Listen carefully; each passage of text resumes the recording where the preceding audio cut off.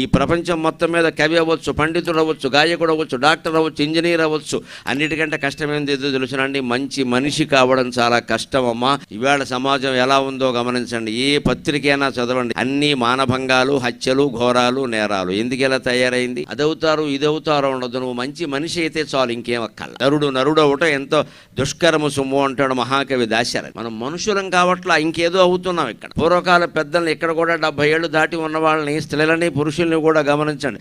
వారి జీవితాల్లో ఏదో అవ్వాలి అనుకోలేదు. ఏదో భగవంతుడు ఆయుర్దాయం ఉన్నంతకాలం 2 మెతుకులు తిని మంచి పేరు తెచ్చుకుంటే చాలు, ఇంకేం అక్కల. వాళ్ళ ఆశయం అంతే, మంచి పేరు తెచ్చుకుంటే చాలు, ఇంకేం అక్కల. పిల్లల్ని ఆ మంచి పేరు తెచ్చుకోవడం కోసం ప్రయత్నం చేసి పెంచాలి. ఏదో వృత్తిపరంగానో డబ్బు పరంగానో ఎదగడం కాదు ఇక్కడ. అంటే భవిష్యత్తు గురించిన ఊహలు భయాలు వదిలేయాలి. పూర్తిగా వర్తమానం. నువ్వు భోగినాడు ఏ చలిమంట కాగుతున్నావో ఆ చలిమంట మీదే నీ దృష్టి అంతా ఉంటే, ఆ వెచ్చదనాన్ని అనుభవిస్తే వర్తమానాన్ని ఆస్వాదించడం అర్థమవుతుంది.